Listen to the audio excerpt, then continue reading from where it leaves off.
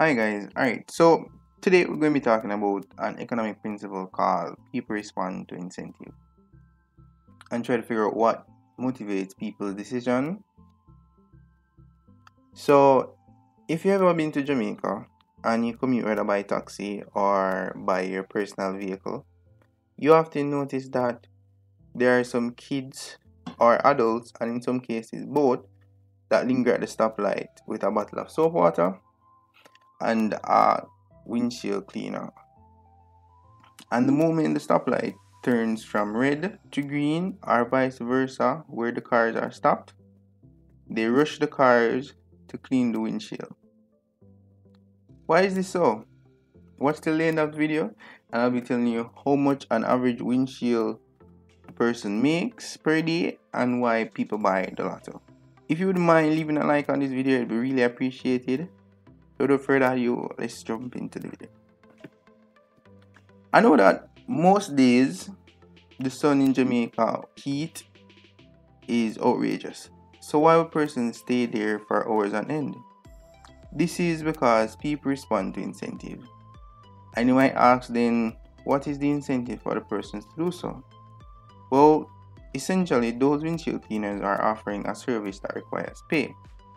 So let's say for every windshield this person cleans, they get an average of 40 Jamaican dollars, and based on my extensive research on Google, it takes roughly 30 to 120 seconds at best for the stoplight to change from red to green.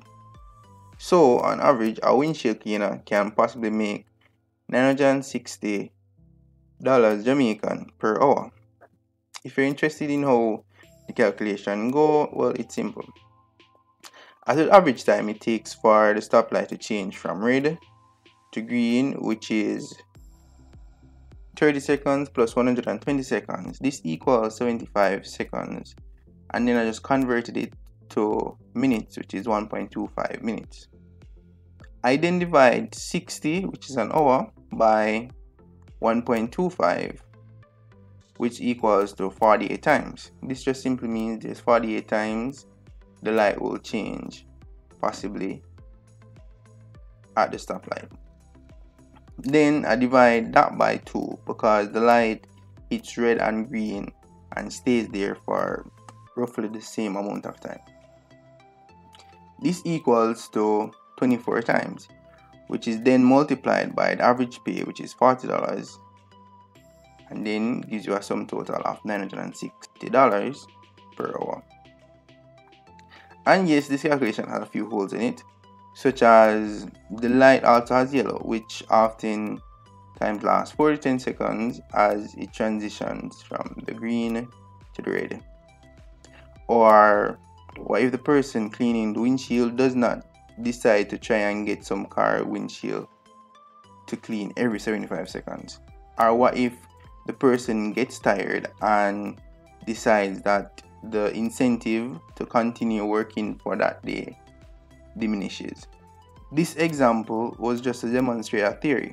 However, note these persons make upwards of $15,000 per day, and news articles like these let it show that there is possibility to do great things anywhere.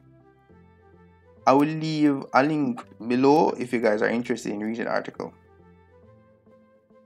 Alright, so incentives are demonstrated into different ways, and there is 3 types of incentives.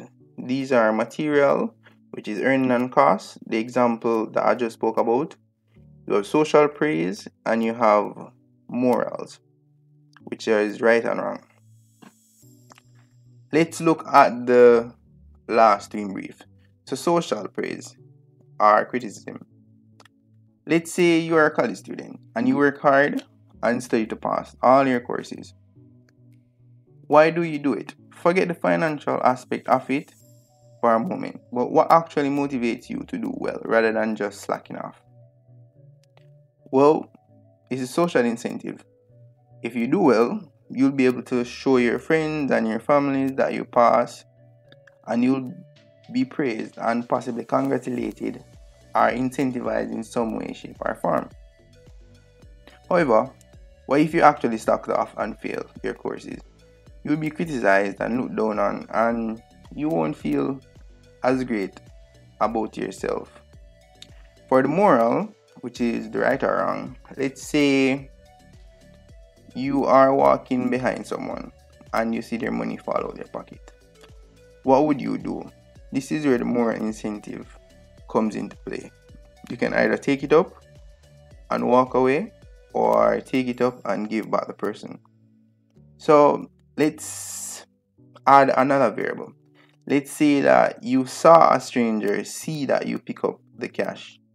You would be more morally incentivized to actually give back the person the money. Alright, so there's this term called moral hazard, which means a situation in which one is insulated from the consequences of a risk and thus is incentivized to take that risk. And a perfect example of this is car insurance. If when a person's car was stolen, the owner lost the entire value of the car, then the owner would be more proactive in protecting the car. But because they know that if they lose the car, they'll get a replacement, they are incentivized to take that risk. I have something to share with you guys. There is this slogan that we often hear about crime, that crime doesn't pay. However, look at this. Cop says Klangman gang rakes in $1.8 million weekly from extortion.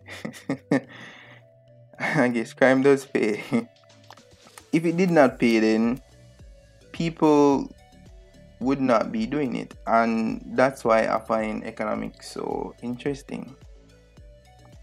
This, for me, probably is the most interesting one. That is when I started university, I actually figured it out. Alright, why do people buy lotto or even gamble overall with lottery? You know that the possibility of winning is 1 in 6 million. Just think about the sheer impossibility of you actually winning. You have a higher chance of being struck by lightning on a cloudy day.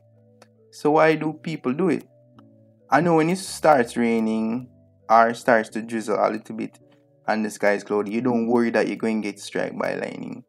So why do people gamble if there's a higher possibility of getting struck by lightning than there is of actually winning the lottery? Well, believe it or not, the lotto provides a service. When you buy the lotto ticket, you don't think about the possibility that you will lose, but the fact that when you do win, you'll be able to buy all the nice things that you couldn't have afforded. Well, believe it or not, lotto provides a service. When you buy the tickets, you don't think about the possibility that you will lose, but in fact, you think about the opposite. And think about when you win, you'll be able to buy all the nice things that you couldn't have afforded. So you still don't figure out it as yet? The service that the lotto is selling a dream. Your slogan literally say a tickets to your dream. And I found it like very interesting and funny.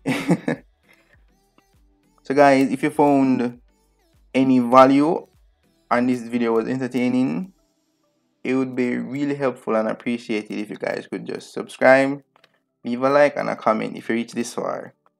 Love you guys and see you in the next one.